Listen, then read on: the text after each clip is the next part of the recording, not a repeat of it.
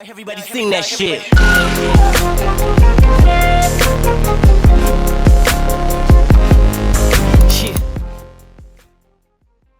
嗨，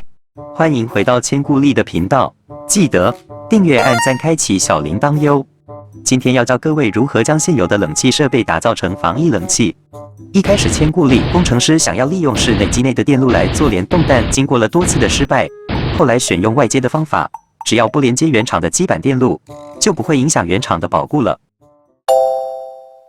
大家好，我是千顾力空调工程师施彦德，今天要为大家示范将大金变频壁挂型冷气机加上紫外线杀菌灯后变成防疫冷气。要准备的材料有：适合您室内机大小的紫外线灯管、聚光片灯具、保险丝、继电器连接线材、磁簧开关、压接端子。要准备的工具有十字螺丝起子、3用电表、电火布、压接钳、斜口钳、老虎钳。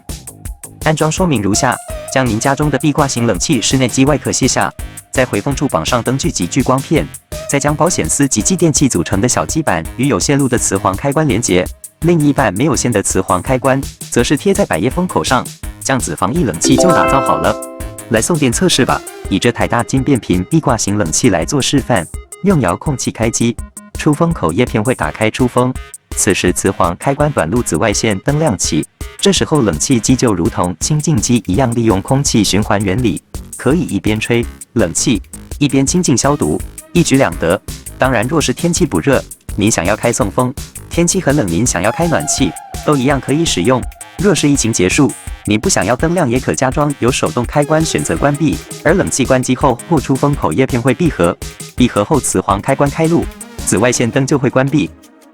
注意事项：紫外线光不能照射人体皮肤，更不能够眼睛直视，所以这是最需要注意的哦。还有，用这个方法打造防疫冷气还是有缺点的，因为紫外线会照射到冷气空气滤网，所以空气滤网被照一段时间后就会坏掉。若您发现滤网已毁损，请向冷气品牌商服务站购买滤网，各家品牌滤网平均在200元上下。